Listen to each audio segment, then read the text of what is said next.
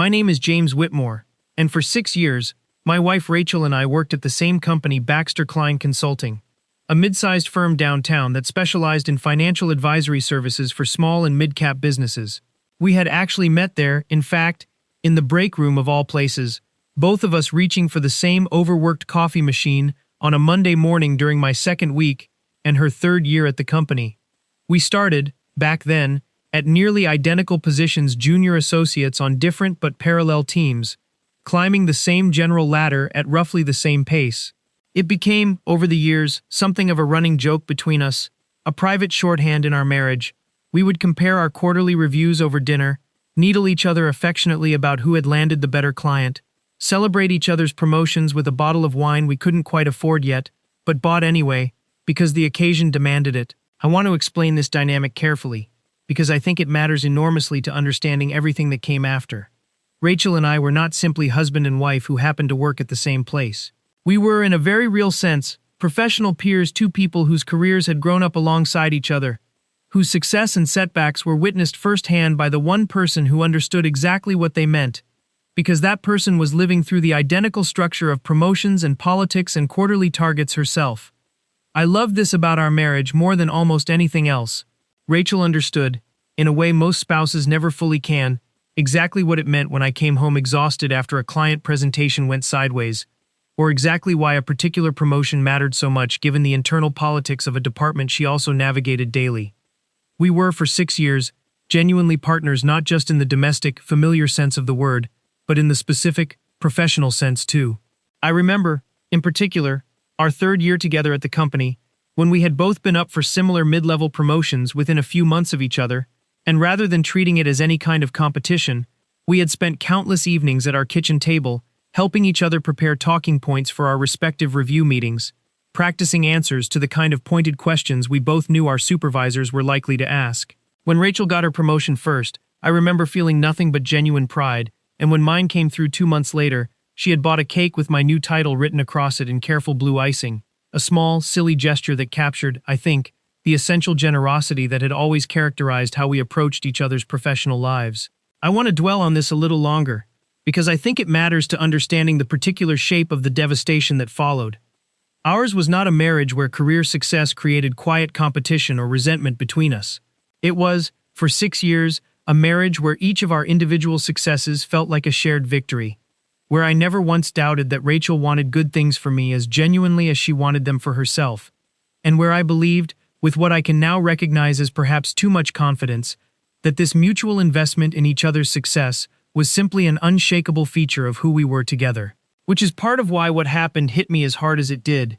because the betrayal, when it finally arrived, didn't just violate my marriage, it violated the one part of my life I had believed was most transparent between us, the part where I thought I understood, better than almost any other husband, exactly what my wife was doing every single day, because I was, in some sense, doing it right alongside her. The trouble, if I trace it back honestly, began in early spring, about 8 months ago now, when a new director position opened up in the Strategic Accounts Division, a position both Rachel and I had, separately and without much discussion, quietly hoped one of us might eventually land. It was the kind of promotion that came around perhaps once every few years, a genuine step up rather than the incremental title changes that had marked most of our career progression up to that point. I want to be honest and say that I applied for the position myself, though somewhat half-heartedly, aware that my recent project outcomes hadn't been strong enough to make me a truly competitive candidate. Rachel, for her part, seemed genuinely uninterested in pursuing it when I first mentioned the opening to her,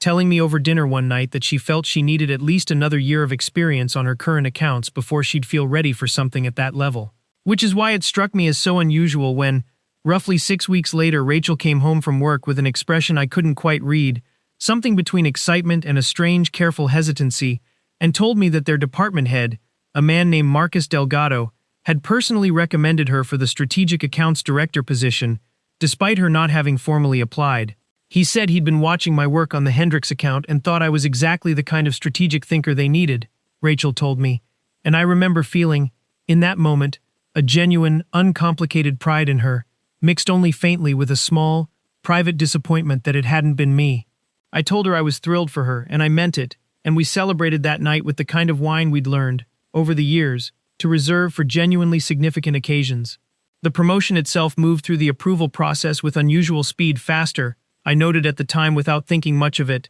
than any promotion I had witnessed in our 6 years at the company, where these things typically dragged through committee reviews and budget approvals for months. Within 5 weeks of Marcus first mentioning it to her, Rachel had the new title, a meaningful salary increase, and an office one floor above where she'd worked for the previous 3 years. I remember, in fact, mentioning this speed to a colleague of mine in a different department, a woman named Patricia who had gone through her own promotion process the previous year, and had described at length over lunch one afternoon the exhausting multi-month gauntlet of committee reviews she'd had to navigate. When I mentioned, almost as a passing observation, how quickly Rachel's promotion had moved by comparison, Patricia's eyebrows rose slightly, and she made a comment I did not think much of at the time but that has stayed with me since, something about how Marcus must really have pulled some strings for her, said with a kind of knowing, slightly amused tone that I interpreted, in the moment, as simple professional gossip rather than anything more pointed. I did not think much,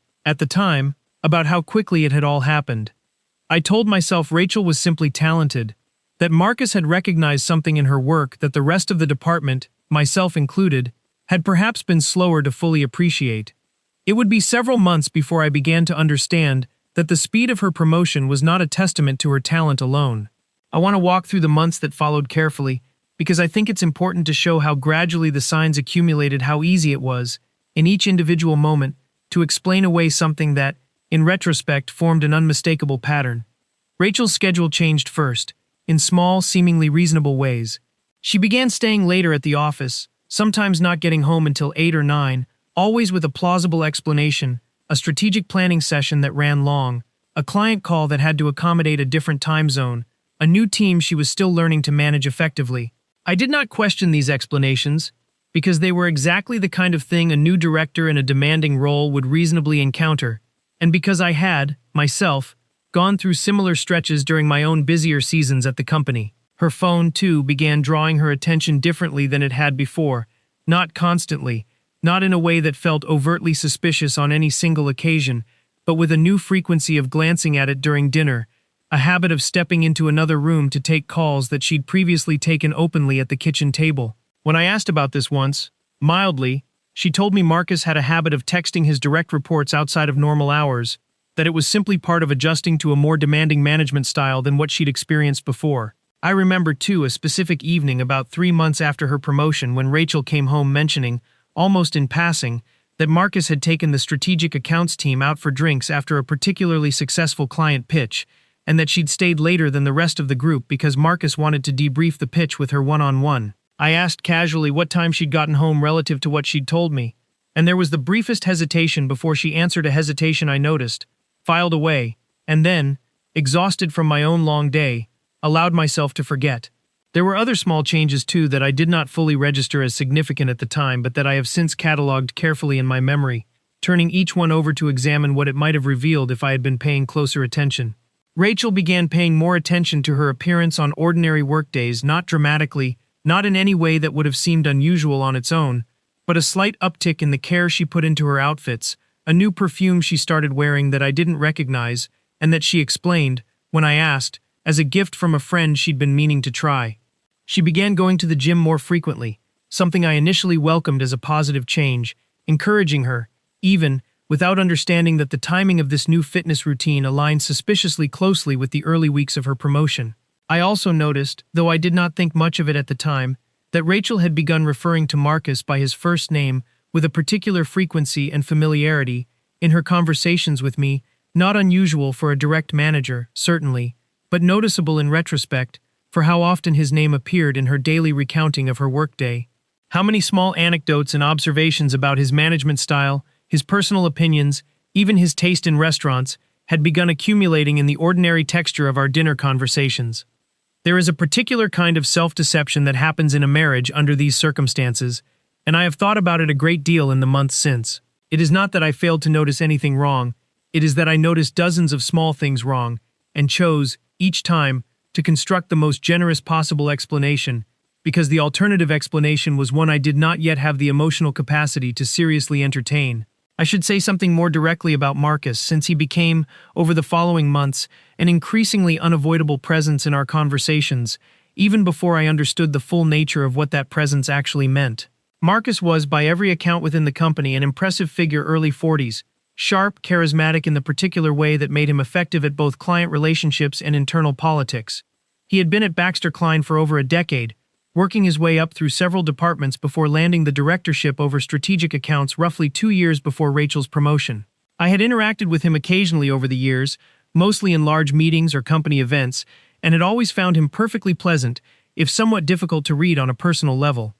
I want to be honest that I never once, before the events of this story, considered Marcus a threat to my marriage. He was, as far as I knew, married himself, with 2 young children whose photographs decorated his office, a fact Rachel had mentioned to me more than once in the early months of her promotion, seemingly as evidence of his professionalism and appropriate boundaries. He's actually a really good mentor, Rachel told me during one of our early dinners after her promotion, describing how Marcus had taken real time to help her understand the strategic thinking required at the director level, walking her through case studies from his own early career, introducing her to key stakeholders across the company in a way that clearly signaled his investment in her success. I remember feeling grateful, in that moment, that Rachel had found a supportive mentor in her new role, someone genuinely invested in helping her succeed rather than simply handing her a title and leaving her to figure out the rest alone. It did not occur to me, for months, that mentorship and something far more dangerous could occupy the exact same set of behaviors: the late meetings, the personal check-ins, the gradual accumulation of trust and closeness that, in a healthy professional relationship, produces exactly the kind of growth Rachel appeared to be experiencing, but that, under different circumstances, can just as easily become the scaffolding for something else entirely. I have thought, often, about how differently I might have read Marcus's involvement in Rachel's career if I had encountered the same pattern of behavior from a female mentor rather than a male one, whether my own unconscious assumptions about the platonic nature of professional mentorship between men and women, assumptions I had never once examined or questioned before this experience, had made me slower to notice warning signs that might have been more immediately apparent to someone with a different set of instinctive assumptions. I do not offer this reflection to suggest that cross-gender mentorship is inherently suspicious. I believe strongly that it is not, and that treating it as such does a genuine disservice to countless legitimate, appropriate professional relationships. But I have come to believe that my own particular blind spot, my unquestioning trust that Marcus's involvement in Rachel's career was purely professional,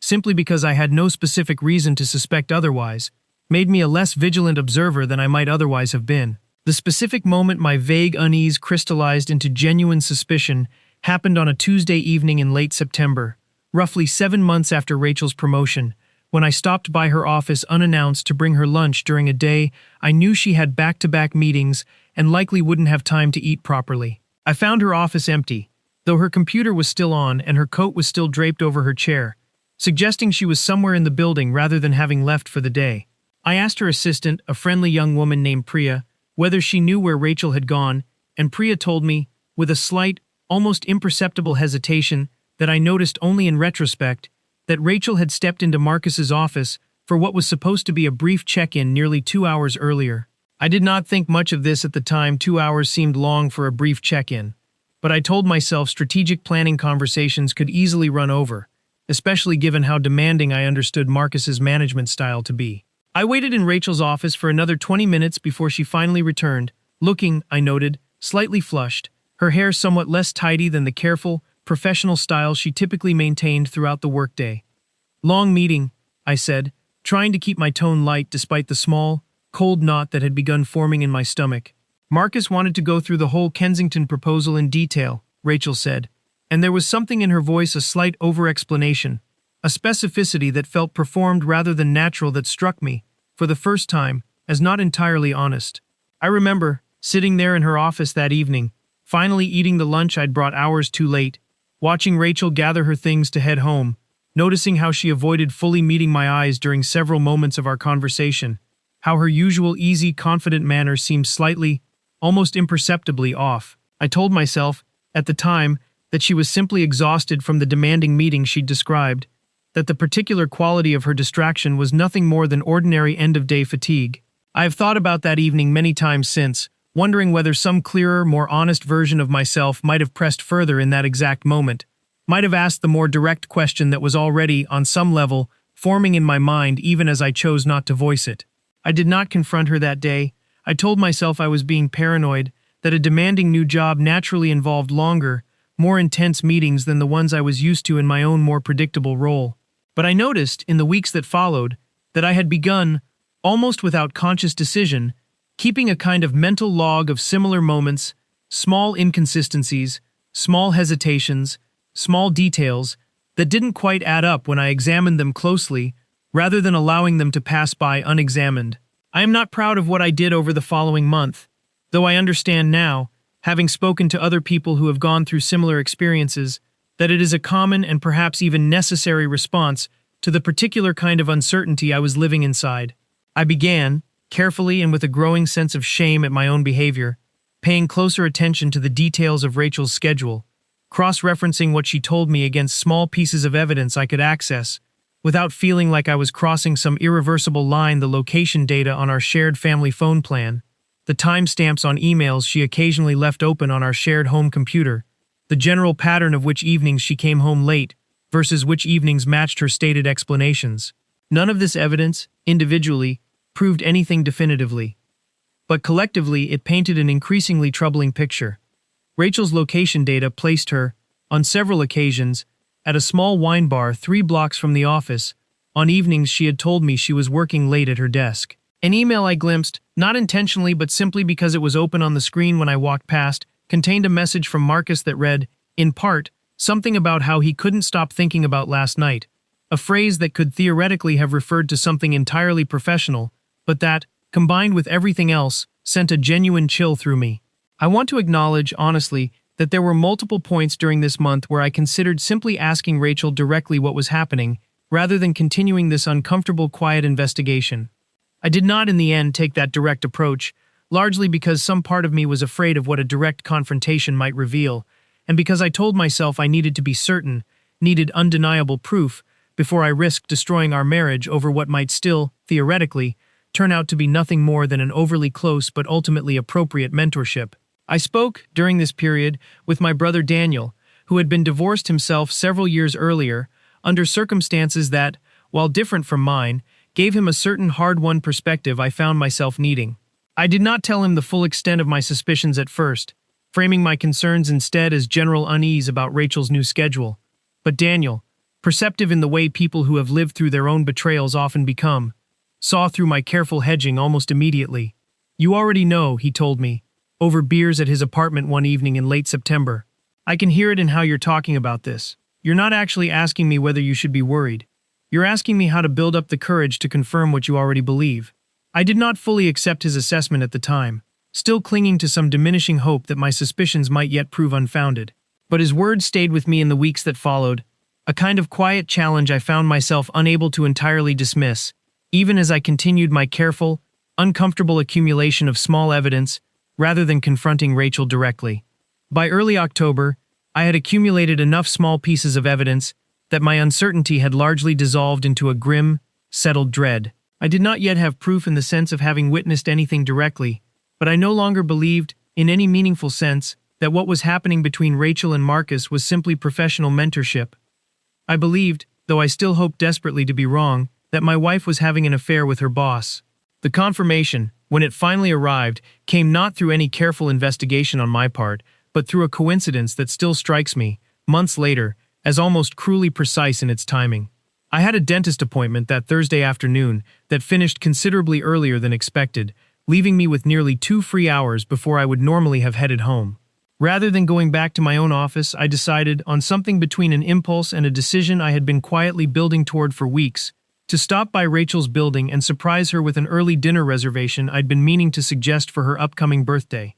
I arrived at her building around 5:30, later than most of the department typically left, but early enough that I expected to find her still at her desk. I remember the particular lightness I felt walking through the lobby, still fully unaware that I was about to lose it entirely, a small, hopeful anticipation about the dinner reservation, about seeing Rachel's face when I suggested it, a kind of ordinary domestic happiness that, in retrospect, feels almost unbearable to remember given what waited for me only minutes later. Priya was not at her station when I arrived, and Rachel's own office, when I glanced through the glass door, was empty, her laptop closed for what appeared to be the day.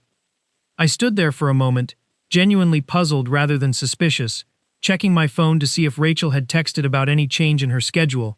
before deciding to check whether she might be in a conference room somewhere nearby. I want to describe, as precisely as I can, exactly what happened next, because I have replayed this sequence of events more times than I can count, and I think the precision matters, both for my own understanding and for anyone listening to this story who might recognize something similar unfolding in their own life. I walked toward Marcus's office, initially with no particular intention beyond checking whether Rachel might be there for another late meeting. The blinds on his office window, which typically remained at least partially open during business hours, were fully closed, a detail I noticed but did not immediately interpret as significant, given that meetings sometimes required privacy for confidential discussions. I knocked, out of habit more than deliberate intention, and when no one answered immediately, I tried the door, which was unlocked. What I saw when I opened it is a moment I do not think I will ever fully stop seeing, no matter how much time passes. Rachel was standing very close to Marcus, near the window on the far side of his office, and they were kissing, not a brief, ambiguous moment that might be explained away, but a slow, unmistakable embrace that made clear, instantly and completely, exactly what kind of relationship existed between them. Marcus's hand was at the small of her back. Rachel's fingers were in his hair. Neither of them heard the door open, and for what felt like an unbearably long moment but was likely only a second or two, I stood frozen in the doorway, watching my wife of 8 years in the arms of a man I had, until that exact instant, genuinely believed to be nothing more than her professional mentor. I do not remember making a sound, though something must have alerted them, because Rachel turned first, and I watched her face move through a sequence of expressions I will never forget, a fraction of a second of continued absorption in the moment, followed by dawning recognition of who was standing in the doorway, followed by a horror so complete it seemed to drain the color entirely from her face. "James," she said, and her voice came out as barely more than a whisper, one hand rising to her mouth as though she could somehow physically retract what I had just witnessed. Marcus, to his credit or perhaps simply his instinct for damage control, stepped back from Rachel almost immediately, though the gesture felt, even in that moment, like it was arriving several critical seconds too late to matter. "James, I can explain," he started, and I remember the strange, disconnected clarity with which I registered how absurd that sentence sounded, how there was, in fact, nothing ambiguous enough about what I had just witnessed to require any explanation at all. I did not shout. I did not, in that first moment, even feel the anger I would later recognize as the dominant emotion of the following weeks. What I felt, standing in that doorway, was something closer to a strange, vertiginous emptiness, as though the floor of my entire adult life had suddenly, silently given way beneath me, and I was simply falling, without yet having hit whatever waited at the bottom. "How long?" I asked, and I remember my voice sounded strange to my own ears, too calm, too controlled, as though I were speaking from some distance outside my own body.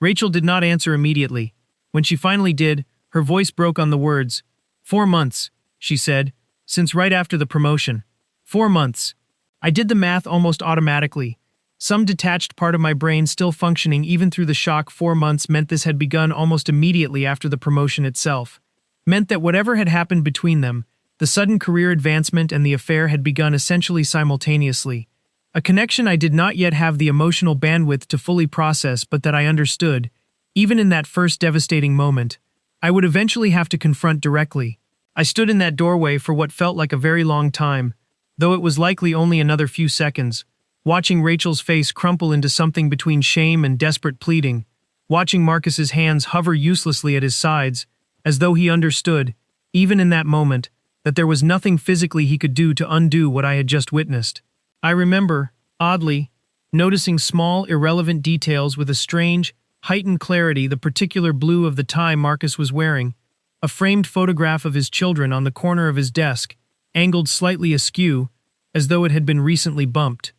I did not stay to hear whatever explanation either of them might have offered. I turned and left the office, walked through the department past Priya, who had returned to her desk and was watching me with an expression of dawning, horrified understanding that told me, with a fresh wave of humiliation, that I was very likely the last person in that department to have learned what was apparently common knowledge to everyone else. I do not remember much of the drive home that evening, except that I did not go directly home. I drove instead to a park I had visited occasionally over the years, usually for the kind of quiet, uneventful walks that punctuate an ordinary life, and I sat in my car in the parking lot for what must have been nearly 2 hours, unable to make myself move, unable to fully process the sequence of images that kept replaying, unbidden, in my mind. I thought about the promotion itself, now recontextualized entirely by what I had just witnessed. I thought about Marcus's rapid, enthusiastic recommendation, the unusually fast approval process,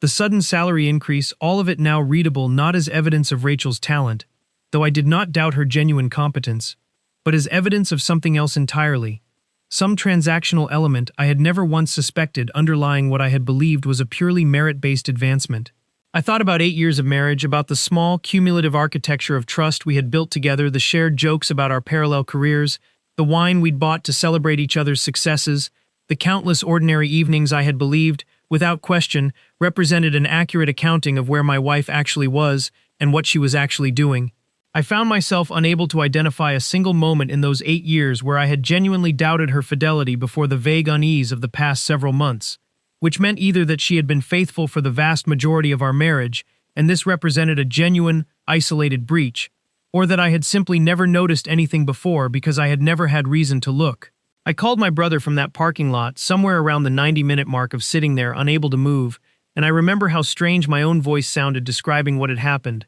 as though I were narrating something that had happened to a stranger rather than something I had witnessed with my own eyes only hours earlier. Daniel did not say much during that call, mostly just listened, occasionally asking a clarifying question, and I remember being grateful, in that moment, for his restraint, for not immediately offering advice or judgment, simply allowing me the space to say the words out loud for the first time to another person. "Do you need me to come get you?" he asked, near the end of the call, and I told him no, that I thought I could drive, though in retrospect I'm not entirely certain that was true.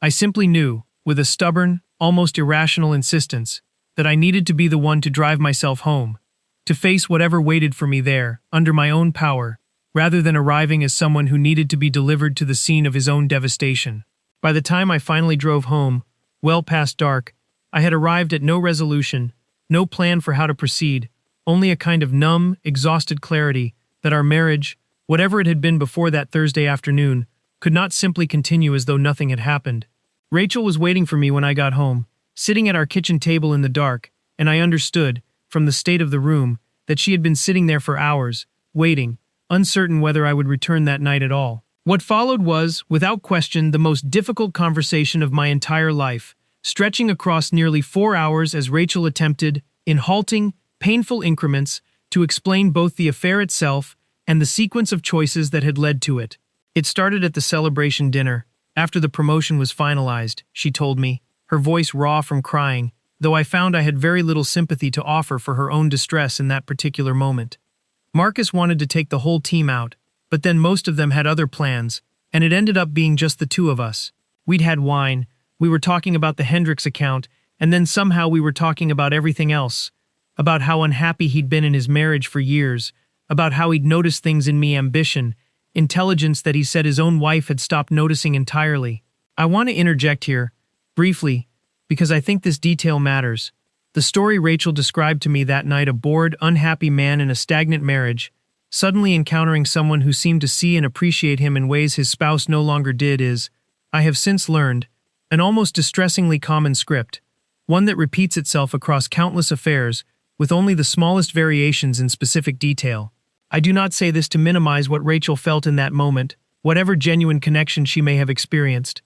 I say it because understanding how common and, in a sense, unoriginal the pattern was helped me, eventually, separate my anger at the specific betrayal from any lingering sense that there had been something uniquely irresistible about the situation that excused what followed. Rachel described, in painful detail, how the relationship had progressed from that first celebration dinner text messages that grew increasingly personal over the following weeks, a second dinner that she claimed, at the time, was purely professional, but that she now acknowledged had carried an unmistakable undercurrent neither of them had openly named, and eventually, roughly 6 weeks after the promotion was finalized, a first kiss in his car after one of their increasingly frequent late-evening meetings. She told me that once that first line had been crossed, the subsequent months had felt, to her, like a kind of momentum she found herself unable or unwilling to interrupt, each subsequent encounter making the next one feel more inevitable rather than less. "Did you ever think about stopping?" I asked her, my voice raw with an exhaustion that went beyond simple physical tiredness. In 4 months, Was there ever a moment you considered just telling him it needed to end? Almost every day, she said, and I could hear in her voice what sounded like genuine anguish rather than simple performance. I kept telling myself I would end it after the next big meeting, after the next milestone at work, after some arbitrary point that kept moving further away every time I got close to it. I think some part of me knew that stopping would mean admitting what I'd done, would mean facing exactly this conversation, and I kept finding ways to postpone that reckoning, rather than actually confronting it. Did the promotion happen because of this? I asked her directly, forcing myself to ask the question I most dreaded having answered. Or did this happen because of the promotion? Rachel was quiet for a long time before answering, and when she finally spoke, her honesty, however painful, was at least unambiguous. I don't fully know how to separate those two things anymore, she said. I think he was genuinely impressed with my work before any of this started, but I also think once things started between us, he made sure the approval process moved faster than it normally would have. I didn't ask him to do that, but I also didn't stop him, and I think some part of me knew what was happening and let it happen anyway, because it felt good to be valued that clearly, that quickly, after years of watching other people get promoted ahead of me. In the weeks that followed that first painful conversation, as the raw shock gradually gave way to something more like a grinding, exhausted grief, Rachel and I had several more conversations, each one uncovering another layer of what had led her to make the choices she made. I include some of what she told me here, not to excuse her actions, but because I believe understanding the fuller picture matters, both for my own processing and for anyone listening to this story who might be trying to understand a similar situation in their own life. Rachel told me, during one of these later conversations, that she had been carrying a quiet insecurity for years about whether her career achievements were genuinely her own or whether they existed, in some sense, in my shadow, a fear she had never once voiced to me directly during our marriage, but that she said had grown steadily since a stretch, several years earlier, when I had received 2 promotions in relatively quick succession while her own career had, for reasons related mostly to her specific department's structure, moved more slowly. I know it sounds insane now, she told me, given everything that's happened, but when Marcus started paying attention to my work specifically, started telling me I was undervalued, started making me feel like my talent had been overlooked for years, through no fault of my own, it filled something I didn't even fully realize was empty until he started filling it. I'm not saying that excuses anything. I'm just trying to help you understand how it happened, because I think even I didn't fully understand it until I had to explain it to a therapist. I found this explanation, when I first heard it, difficult to hold alongside my anger, because it felt, in some moments, like an attempt to shift at least partial responsibility onto the dynamics of our marriage, rather than onto her own individual choices. I raised this concern directly with Rachel, and to her credit, she did not become defensive. You're right to push back on that, she said. I'm not telling you this so you'll feel responsible for what I did. The choice to act on those feelings, to let things go as far as they went, was entirely mine. I'm telling you because I think if I don't understand the actual vulnerability that made me susceptible to what Marcus was offering, I won't be able to guard against something similar happening again in the future, whether with you or with anyone else. I need to understand my own weaknesses honestly if I'm ever going to be trustworthy again. I have thought about this distinction often since the difference between explaining a betrayal's origins and excusing its occurrence. I do not believe Rachel's insecurity about her career trajectory obligated her, in any sense, to act on Marcus's attention the way she did. Plenty of people experience professional insecurity without betraying their spouses, but I have come to believe that understanding the specific vulnerability that made her susceptible to this particular betrayal, rather than treating the affair as some inexplicable, isolated aberration, was an important part of the honest accounting our marriage needed in order to have any genuine chance at rebuilding. I want to describe one more encounter before moving on to how the situation at the company was ultimately resolved. A direct conversation I had with Marcus himself, roughly a week after the discovery, that I had not originally planned but that occurred almost by accident when I returned to Rachel's building to collect some personal items she had left in her desk. Marcus approached me in the parking garage as I was leaving, and I want to be honest that my first instinct was simply to walk away without engaging him at all. But something made me stop, and I found myself, somewhat to my own surprise, willing to hear whatever he had to say. I know there's nothing I can say that makes this okay, Marcus began, and I remember being struck, even though my anger, by how genuinely uncertain he seemed, none of the polished confidence I had always associated with him in professional settings. I just want you to know that whatever else you think of me, I never set out to destroy your marriage. I know that doesn't matter much given what actually happened. I just needed to say it. "You're her manager," I said, and I could hear my own voice shaking with a controlled fury I had not fully expressed even to Rachel. "You had direct authority over her career, her promotion, her livelihood. Whatever you tell yourself about how this started, you used that authority in ways that should never have happened. That's not a mistake two equal people made together. That's an abuse of power dressed up as romance." Marcus did not argue with this characterization, which surprised me somewhat, given how readily he had attempted to explain himself moments earlier. "You're right," he said quietly. "I've been telling myself a version of this story where it was simple, mutual attraction between two adults. But you're right that the power dynamic makes that story incomplete, at best. I don't have a good answer for why I let it happen anyway." I left that conversation with no real resolution, no sense of catharsis or closure, only a confirmation of something I had already suspected, that Marcus's remorse, however genuine it may have been in that specific moment, had not been sufficient to stop him from pursuing the relationship in the first place, and that his sudden clarity about the power dynamic involved arrived only after the damage had already been thoroughly done. I moved out of our house 3 days after that conversation, staying initially with my brother while I tried to figure out what I actually wanted. Beyond the immediate, overwhelming need for physical distance from a home that had suddenly become saturated with a betrayal I couldn't yet fully process while remaining inside its walls. Rachel, to her credit, did not fight this decision or demand I reconsider it prematurely. She gave me the space I asked for, communicating primarily through brief, careful text messages that mostly concerned practical matters: bills, our shared dog, the logistics of a life that had, until 3 days earlier, been fully intertwined and now required a painful, deliberate separation. I spent those first weeks largely in a state I can only describe as suspended animation, going through the motions of my job, a job that now felt uncomfortably adjacent to the site of my wife's betrayal, given that Baxter Klein remained her employer as well, even as I understood, with a bitter clarity, that Marcus's continued presence there, apparently without any formal consequence for what had clearly been an abuse of his managerial authority, represented its own particular injustice I would eventually need to address. I want to speak briefly to that injustice because I think it matters. A workplace affair between a manager and a direct report is not simply a private matter between two consenting adults, whatever else it may also be. Marcus held direct authority over Rachel's promotion, her performance reviews, her professional advancement within the company, and the fact that their relationship began in the immediate aftermath of that promotion raised serious, legitimate questions about whether Rachel's advancement had been genuinely earned, or, at least in part, improperly influenced by a personal relationship that should never have existed given their professional dynamic. I ultimately made the decision, roughly 3 weeks after discovering the affair,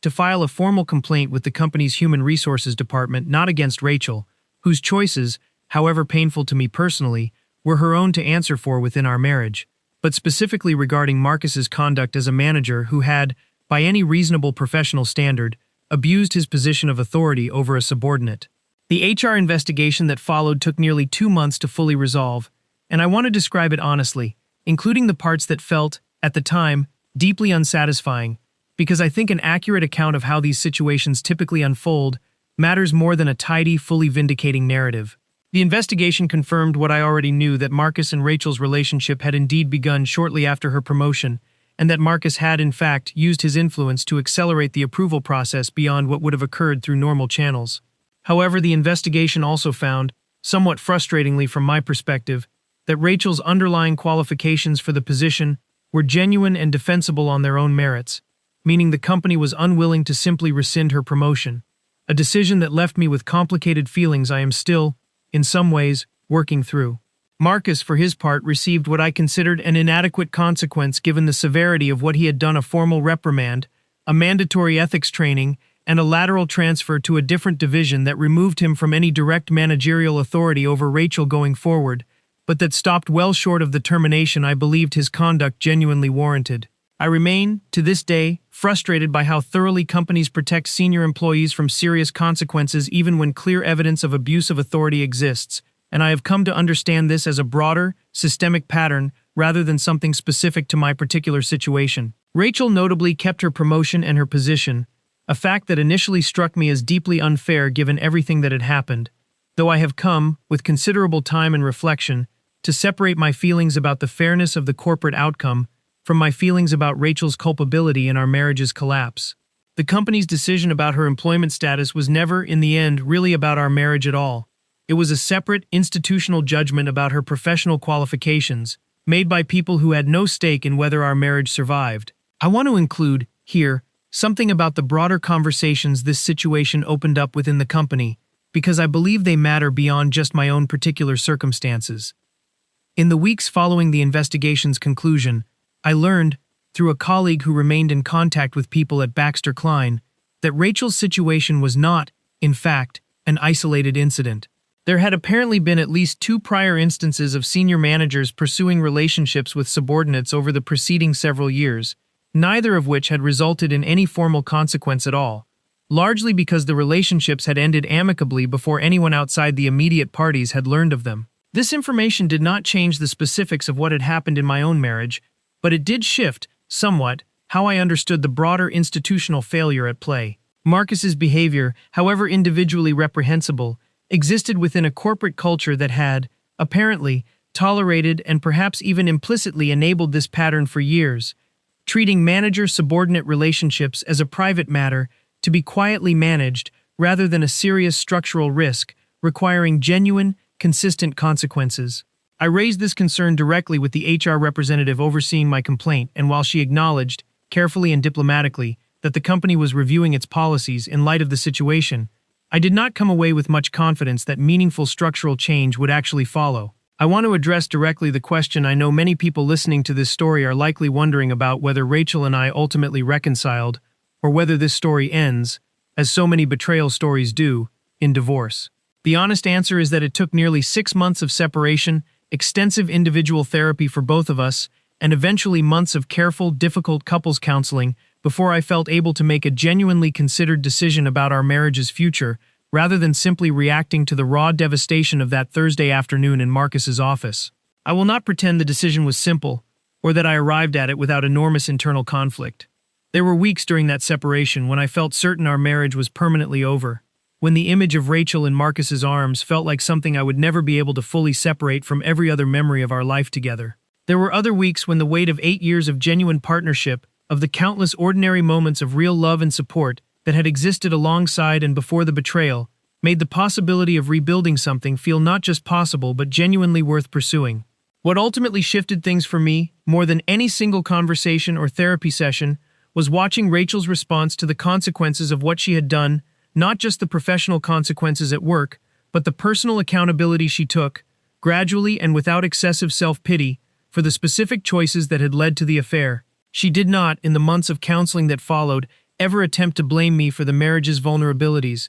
never suggested that anything I had done or failed to do had made her betrayal somehow understandable or inevitable. She took full, unambiguous ownership of her choices, in a way that I came to believe, over time, was genuine rather than simply strategic. "I don't expect you to trust me again quickly," she told me, during one of our early counseling sessions, "and I don't think you should. I think trust is something I have to rebuild slowly, through actual consistent behavior over a long period of time, not through anything I say in this room. I just want the chance to try, if you're willing to let me."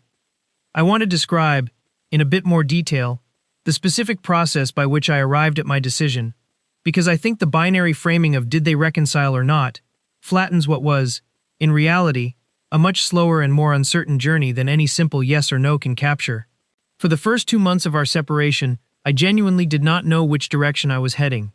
I alternated, sometimes within the same day, between moments of clarity that our marriage was permanently over and moments of genuine longing for the life we had built together before everything fell apart. My individual therapist, a measured, patient woman named Dr. Alvarez, helped me understand that this oscillation was not a sign of weakness or indecision on my part, but a normal, even necessary part of processing a betrayal of this magnitude. She encouraged me not to rush toward any premature resolution, whether that resolution was reconciliation or divorce, and to instead give myself genuine time to understand my own feelings before committing to either path. Around the 3rd month, Rachel and I began attending couples counseling together. Initially with significant reluctance on my part, I remember feeling, in those early sessions, a kind of resentment that I was being asked to do the difficult emotional work of processing a betrayal that I had not caused, while Rachel, who had caused it, seemed to be receiving equal attention and care from our therapist. I raised this frustration directly, and our therapist, a calm, direct man named Dr. Reyes,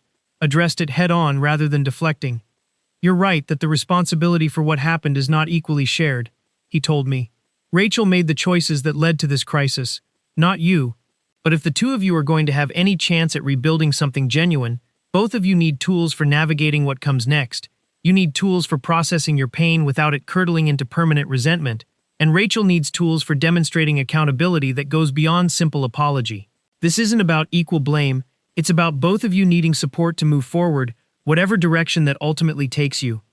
This reframing helped me significantly, allowing me to continue the counseling process without feeling that my own genuine grievance was somehow being minimized or equated with Rachel's culpability. We did, ultimately, decide to attempt reconciliation, though I want to be clear that this decision does not represent some universal prescription for how every betrayal story should end. I have spoken, in the time since, with other people who went through similar experiences and chose, for entirely valid reasons of their own, to end their marriages instead, and I do not believe their choice was any less correct than mine, simply because it diverged from the path I ultimately took. The process of rebuilding trust took considerably longer than either of us initially anticipated, extending well past a full year from the day I walked into Marcus's office. Rachel left Baxter Klein entirely roughly 4 months after the affair was discovered, taking a position at a different company that offered her a comparable role without any of the complicated professional history that continuing to work in the same building as Marcus, however diminished his authority,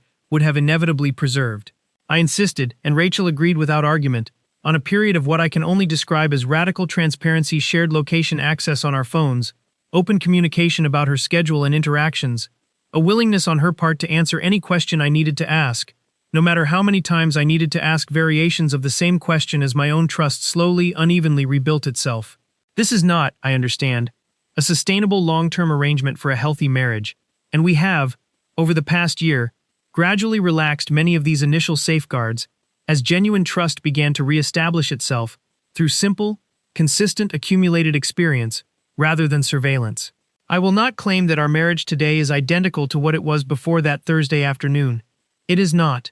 There is a wariness in me now, a small, persistent voice that I suspect will never fully disappear, that occasionally wonders, during Rachel's longer days at her new job, whether history might somehow repeat itself. I have learned, through considerable therapy of my own, that this wariness is not something I need to fully eliminate in order to have a genuinely functional marriage. It is simply something I need to manage, to differentiate from actual evidence of wrongdoing, so that it does not calcify into the kind of chronic suspicion that would poison whatever we're rebuilding, just as effectively as the original affair nearly did. I want to describe, briefly, some of the specific practices that have helped us over this past year, in case they prove useful to others navigating a similar rebuilding process. Our couples therapist introduced us to a practice she called the weekly check-in, a dedicated, uninterrupted hour each Sunday evening where we discuss, without judgment or defensiveness, how the week has felt for each of us in terms of trust and security, what specific moments triggered old anxieties for me, what specific efforts Rachel felt she had made to rebuild trust, and what, if anything, either of us needed from the other in the week ahead. This practice, mechanical and almost clinical as it sometimes felt in the early months, gradually became one of the most valuable habits we developed, giving both of us a consistent, structured space to address the ongoing work of healing rather than letting concerns silently accumulate until they exploded into larger conflicts. We also worked, deliberately, on rebuilding the specific kind of professional camaraderie that had characterized our marriage before the affair, though in a necessarily different form now that Rachel had left our shared company. I made a point of asking genuine, engaged questions about her new role, celebrating her successes there with the same enthusiasm I had always brought to her career before everything happened,